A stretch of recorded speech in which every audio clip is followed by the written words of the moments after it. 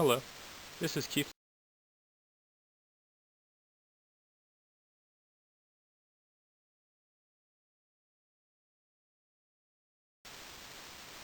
First, we'll discuss the scope of the analysis.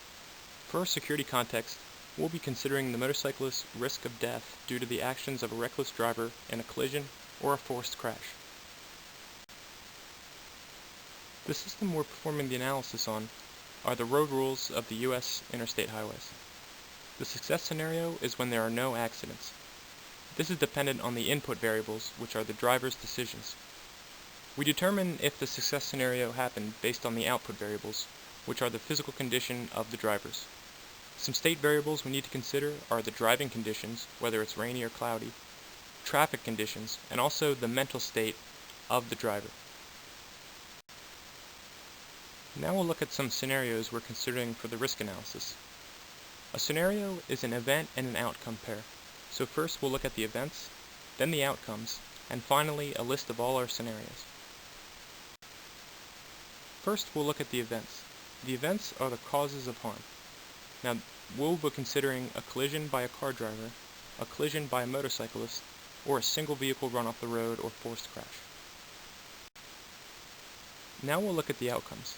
If we were in one of the previously mentioned events, we could have no harm, some harm, like minor scrapes and bruises, significant harm, like cuts or broken bones, or we could have death. Using the events and the outcomes that we just mentioned, we now obtain our list of scenarios. Since we had 3 events and 4 outcomes, we have a total of 12 scenarios. Now these scenarios are each of the events linked with each outcome specifically. Now we'll get into our probability assessment of each scenario. We did this using pairwise ranking and the ratio method. After using the pairwise ranking method, we obtained our lists of ranking for events, the first being a collision by a car driver, the second being a single vehicle running off the road, and third, a collision by a motorcycle. Using the same method for our outcomes, we obtained our list of outcomes ranking. First, some harm, second, significant harm, third, death, and fourth, no harm. Now we use the ratio method to determine the probability of the events. First, the collision by a car driver we found is 2 times more likely than number 2, which is a single vehicle run off the road. This is 4 times more likely than number 3, a collision by a motorcycle. Performing the same method for the outcomes, we found that some harm is 2 times more likely than number 2, significant harm, which is 3 times more likely than number 3, death, which is 2 times more likely than number 4, no harm. Using the statistics from the ratio method, we determined the probability of each scenario. The most likely scenario is a collision by a car driver resulting in some harm. This has a probability of 35.2%. The second most likely is a collision by a car driver resulting in significant harm, which is 17.6% probability. Third likely was a single vehicle running off the road resulting in some harm at 17.5% probability. The least likely was a collision by a motorcyclist resulting in no harm, with a probability of 0.3%. Now that we know the probability of each scenario, we now need to assign a value to those scenarios. Using weighted ranking, we assigned a value to each of the scenarios. You'll notice that they're first listed by outcome, death, significant harm, some harm, no harm, and then by event, collision with motorcyclist, collision by car driver, and single vehicle run off the road. The scenario's value is listed as follows. Collision by motorcyclist resulting in death, 7.6. Collision by car driver resulting in death, 7.4. Single vehicle run off the road resulting in death, 7.3. Collision by motorcyclist resulting in significant harm, 4.5. Collision by a car driver resulting in significant harm, 4.3. Single vehicle run off the road resulting in significant harm, 4.2. collision by motorcyclists resulting in some harm, 1.8, collision by car driver resulting in some harm, 1.6, single vehicle run off the road resulting in some harm, 1.3, collision by motorcyclists resulting in no harm, 1.1, collision by car driver resulting in no harm, 0.9, and single vehicle run off the road resulting in no harm, 0.7. Now we've come to the bulk of the analysis, the risk assessment. Here we'll determine what the expected loss is. In this chart, you'll see each of the 12 scenarios we listed ranked in order of value from least to greatest.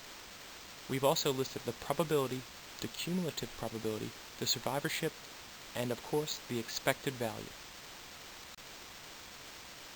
Notice that the expected value is simply the value of the scenario times the probability that that scenario will occur. Here is a graph of the cumulative distribution function. You'll notice that at any point on the graph, you can determine the likelihood of the expected loss being greater than that given point. Similarly, we have the survivorship function graph.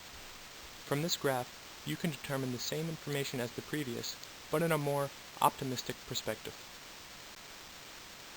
At any given point on this graph, we can determine the likelihood that the expected value will be worse than the spot we are on right now on the graph. Since we determined the probability of each scenario and assign a value to those scenarios, we were able to calculate the expected loss from each scenario. Here is a ranking of each scenario by loss. You'll notice that it's first ordered by event, collision by car driver, single vehicle run off the road, collision by motorcyclist, and then outcome, significant harm, some harm, death. However, the outcome of no harm is listed at the very bottom of our ranking, again in that same order of events. Now, if we were to take each of those expected loss from each scenario, we could get our total loss, which is 2.8208, with a standard deviation of 0.2449. Now that we've finished our risk assessment, it's time to go into the risk treatment with discussion of options and a recommendation.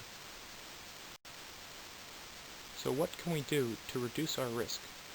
Let's discuss 3 different options.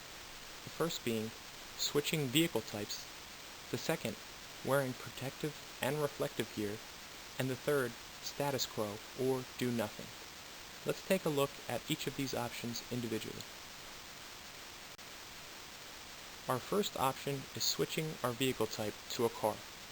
The pros are you will be less likely to be injured in an accident. Secondly, you can now travel with more passengers. Overall, you get the most reduction in risk using this option. However, there are some cons. First, you are no longer riding a motorcycle. Second, you don't get the fuel efficiency of a motorcycle since you're driving a car. And lastly, it is more expensive for both the vehicle and the insurance. Now let's look at the option of wearing protective and reflective gear. There are still several pros and cons with this option. The pros are, you're still enjoying riding a motorcycle.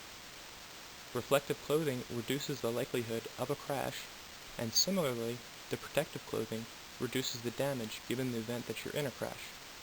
However, there are still some cons with this option.